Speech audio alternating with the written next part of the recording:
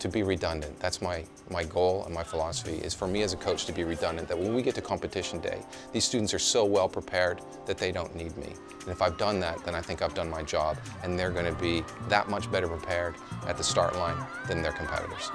You know, if I do my job right, I think that they should expect to see very technically sound rowing, very high level of boat moving ability and boat moving skills, and a deep understanding from our students about what they're doing.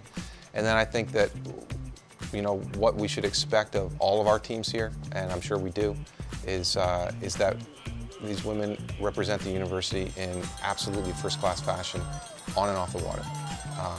They should be ambassadors of this department, they should be ambassadors of our sport, they should be ambassadors of the university in the community.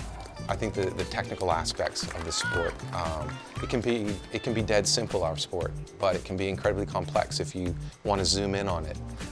You know, there's a lot of interaction between equipment and the human body. It's a complex physiological sport, so the physical preparation that the students go through is very, very interesting, and you can get into quite a bit of detail. So the technical aspects of the sport and teaching that to people, rather than having an environment where students just, I make a suggestion and then you do that because I'm the coach and I made the suggestion, but instead to teach them so that they don't need me later on, that they can find the answer, or at least if they don't know the answer right off, they know the path to find it. I think for the team to progress even further than it has already, I really need to understand them at a deep level, and they need to understand me. So I think getting to know the team is going to be critical in the coming year. And I think if we do a good job of that on both sides, from the coaches, the new coaches that are coming in, and the students being open-minded and open hearts with new ideas, I think that we can start talking about competitive benchmarks at that point. And I think the key is going to be getting to know them. Long-term goals, like any coach would answer the same way, I think, is to be consistently relevant on the national stage. And that's going to start with being consistently relevant in the Big Ten.